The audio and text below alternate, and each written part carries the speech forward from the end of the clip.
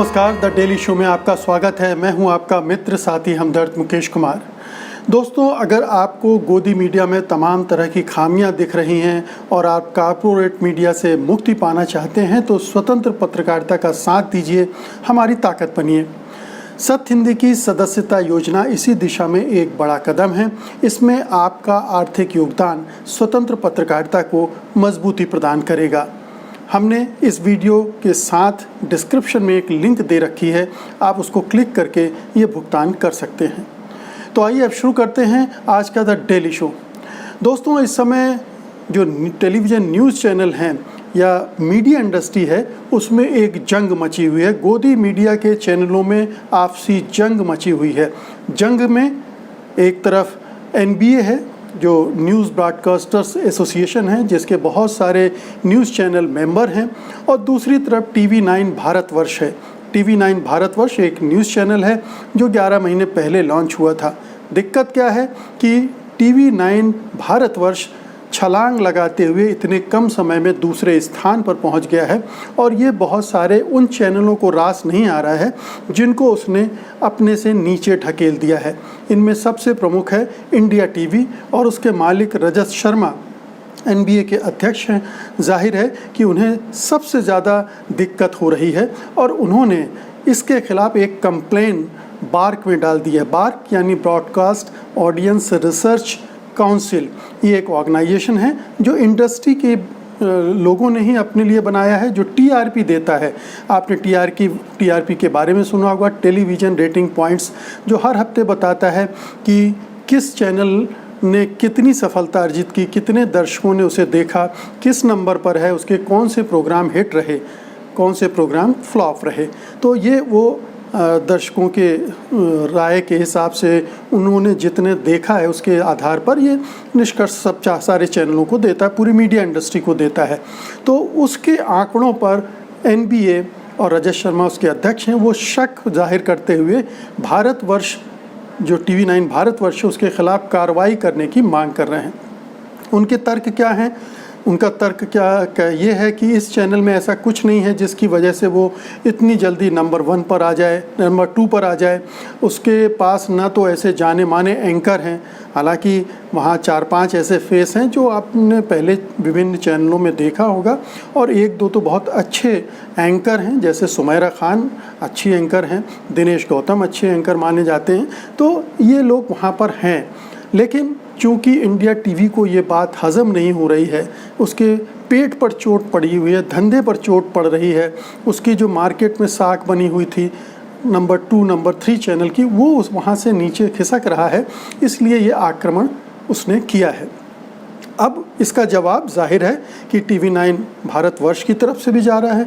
वरुण दास ने उसका जवाब पूरा दिया है, पॉइंट बाय पॉइंट। जो प्रश्न बार्क को कंप्लेन में दिए हैं रजत शर्मा साहब और उनके NBA ने, उसके जवाब में उन्होंने पूरा बयान किया है कि किस तरह से हमने अपनी स्ट्रेटजी बनाई और किस तरह से ये जो TRP की होड़ है उसमें हम ऊपर आए। उनका कहना है कि जब लॉन्च हुआ उसके बाद से धारा 370 जब सरकार ने हटाई, उसके बाद से उनके चैनल ने बहुत ही आक्रामक ढंग से पाकिस्तान के ख़िलाफ़ और साजिशें और वगैरह वगैरह जो आमतौर पर सारे चैनलों के फार्मूले हैं वो उसने आजमाए, और उसकी वजह से उसकी TRP बढ़नी शुरू हुई। इसके बाद ऐसे बहुत सारे मौके आए, जैसे CAA के ख़िलाफ़ प्रदर्शन जो हुए, उनको उसने उसका एक्सप्लॉइट किया। फिर सबसे बड़ी सफलता उसको मिली, कोरोना जब महामारी आई तो उसने उसको उसका दावा है कि उसने बहुत अच्छे से कवरेज किया, जिसकी वजह से दर्शक उसके पास आए। और फिर उसमें जब लॉकडाउन शुरू हुआ तो उसका भी कवरेज उसने ज़बरदस्त तरीके से किया, और जो थाली बजाने और दिया जलाने वाली जो एक्सरसाइज मोदी जी ने करवाई थी उसका उसने बहुत अच्छे से कवरेज किया, जिसकी वजह से प्रधानमंत्री ने उसकी तारीफ़ भी की। और ये एक उसकी स्ट्रेटजी का हिस्सा कंटेंट था, प्रोग्रामिंग थी, उसका ये दावा है। दूसरा दावा ये है कि उसने डिस्ट्रीब्यूशन पर कि अंधाधुंध पैसा खर्च किया। ये इंडस्ट्री के लोग भी बोलते हैं कि उन्होंने हर आदमी के पास अवेलेबल हो जाए इतना पैसा डिस्ट्रीब्यूशन पे डाला।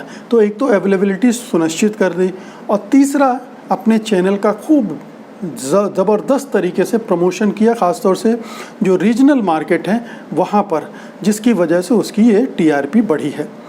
अब रजत शर्मा एंड कंपनी या एनबीए क्या आरोप लगा रही है? उसका आरोप ये है कि ये जो TV9 ग्रुप है ये पहले भी गड़बड़ी करता रहा है, और ये जो मैनिपुलेशन करके वो नंबर 2 पर आया है उनके मुताबिक, वो दरअसल बार के अंदर कोई ऑफिशियल हैं जो इनके साथ मिली भगत करके ये काम कर रहे हैं, उसको टीआरपी में, आंकड़ों में जो हेरा फेरी करके उसको ऊपर ले जाया जा रहा है। तो ये उनका आरोप है। बार्क ने भी इसका जवाब दिया है। उसने कहा है ये सारी बातें गलत हैं, और मिनट टू मिनट जो हमारी रिपोर्टिंग होती है, रिसर्च होता है, जो हम आपको डाटा देते हैं, आप उसमें चेक कर सकते हैं। उनका कहना यह है कि ऐसा कभी कभी होता है कि कुछ कवरेज इतने हिट कर जाते हैं किसी चैनल के, वो छलांग लगा जाता है और ऊपर आ जाता है। तो इसमें कोई भी अनहोनी जैसी बात नहीं है, और इस पर संदेह की गुंजाइश नहीं है।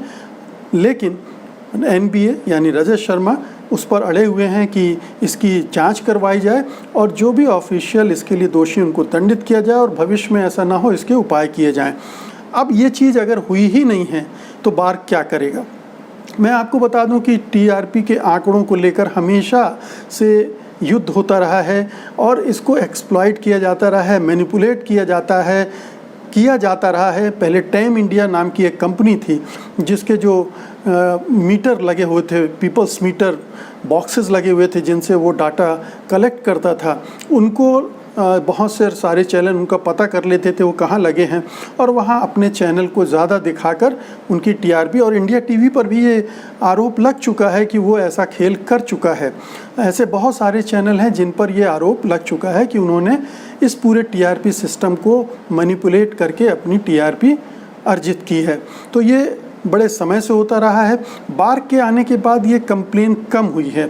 एक तो बार्क ने जो मीटर हैं, पीपल्स मीटर जिनको कहते हैं, जो आपके चुने हुए घर में सबको पता नहीं होता है, चुपचाप लगाए जाते हैं और उनसे रीडिंग नोट करके फिर ये विश्लेषण किया जाता है। तो उसने नंबर ऑफ मीटर्स बहुत बढ़ा दिए। पहले अगर 8-10 हज़ार मीटर टाइम इंडिया लगाता था, तो अब ये 35, 40, 45 हज़ार तक पहुँच गए हैं।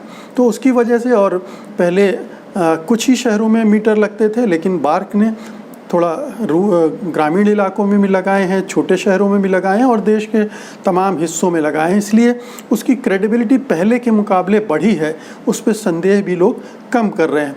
लेकिन ये है कि ये जब भी किसी चैनल को नुकसान होता है तो वो इस तरह के क्वेश्चन खड़ा करता है।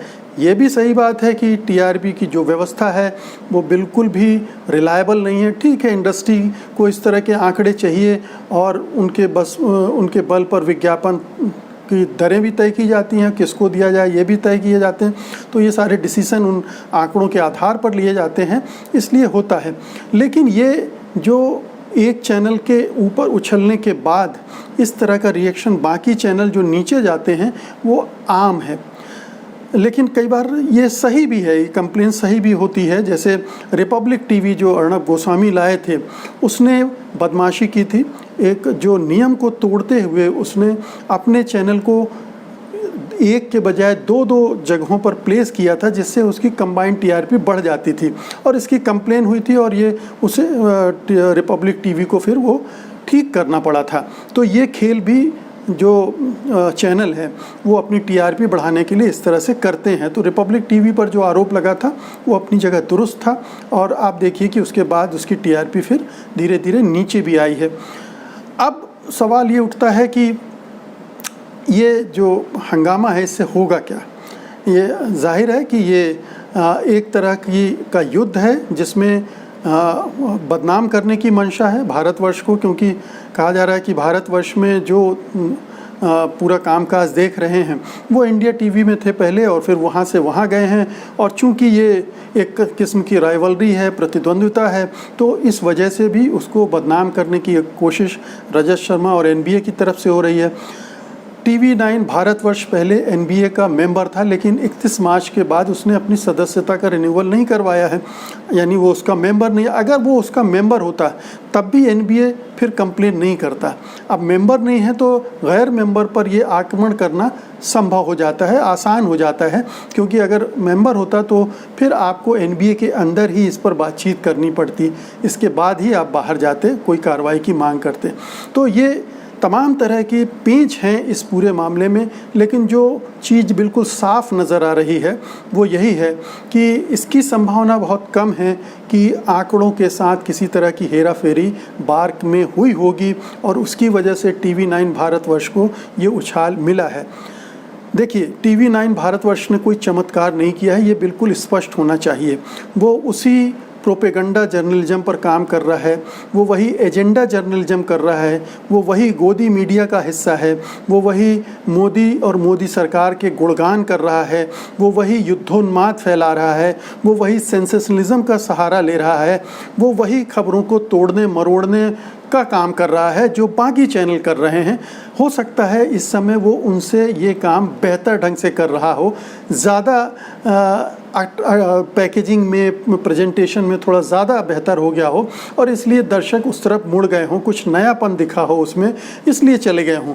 बाकी अगर आप ये कहें कि पत्रकारिता के स्तर पर कोई वहाँ बहुत अच्छा काम हुआ है, बहुत साफ़ सुथरी जर्नलिज्म हो रही है, तो ये कतई नहीं है।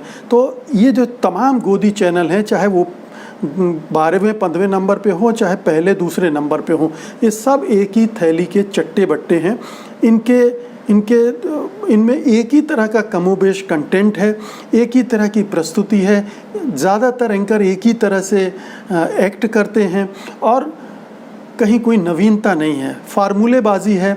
और जाहिर है कि पूरे माहौल में जो चीज़ें ज़्यादा बिक रही हैं, यानी उन्माद बिक रहा है, भावनाओं को उबालना बिक रहा है, मुसलमानों का विरोध बिक रहा है, पाकिस्तान का विरोध बिक रहा है, चीन का विरोध बिक रहा है, कोरोना वायरस को सेंसेशनलाइज करना बिक रहा है, तो ये तमाम जो बिकने वाली चीज़ें हैं वही वो अपनी दुकान में सजाते हैं और बेचते हैं। तो इनके कंटेंट की कोई खूबी नहीं है, ये बस जो फार्मूले हिट हैं उनको आजमा रहे हैं। चूँकि हमारे देश की जनता, हमारे दर्शकों में बहुत सारे अनपढ़ हैं, अशिक्षित हैं, वो मीडिया के एजेंडा को नहीं जानते हैं, वो सरकार के एजेंडे को कैसे खेल रहे हैं उसको नहीं समझते हैं, वो ये नहीं जानते हैं कि बाज़ार के दबाव में क्या क्या खेल मीडिया करता है, इसलिए वो इन्हें देखते हैं और उनके शिकार बन जाते हैं। क्योंकि मीडिया साक्षरता जो चाहिए वो हमारे देश में है नहीं, और ना ही इस तरह का कोई अभियान चल रहा है कि लोग जाने कि उन्हें मीडिया का इस्तेमाल कब और कितना और कैसे करना चाहिए। इसलिए वो मीडिया के शिकार बन रहे हैं, और मीडिया का शिकार बनने का मतलब बाज़ार का भी शिकार बनना है, सरकार का भी शिकार बनना है। तो ये पूरा एक दुष्चक्र है टीआरपी का, बाज़ार का और ये मीडिया इंडस्ट्री का, जिसमें हम सब फंसे हैं। तो ये जो इनकी अंदरूनी लड़ाई है, ये कोई बहुत गंभीर किस्म की लड़ाई नहीं, ये धंधेबाजी की लड़ाई है। इनका अपना धंधा है, इनकी ब्रांडिंग, पहचान, साख, नंबर 1, नंबर 2 सब ये पूरे इनके धंधे का एक हिस्सा है। इसका पत्रकारिता से कोई लेना देना नहीं, अच्छी पत्रकारिता से इसका कोई संबंध नहीं, अच्छे कंटेंट से कोई संबंध नहीं। तो इस वार को आप इसी तरह से देखें। ये टीआरपी की जंग जो है दरअसल बहुत ही भौड़ी किस्म की हल्की जंग है, जो हल्के स्तर के लोग, हल्के स्तर के चैनल हल्का कंटेंट पैदा करके लड़ रहे हैं। तो मित्रों, ये थी आज की मेरी वीडियो रिपोर्ट। उम्मीद है कि आपको ये पसंद आएगी, आप इसको लाइक करेंगे, आप इसको शेयर करेंगे और इस चैनल को सब्सक्राइब भी करेंगे। अब मुझे अनुमति दीजिए, कल आपसे फिर मुलाकात होगी। नमस्कार। सत्य हिंदी के और वीडियोस को देखने के लिए हमारे YouTube चैनल को सब्सक्राइब करें और सीधे नोटिफिकेशन पाने के लिए बेल आइकन दबाएं।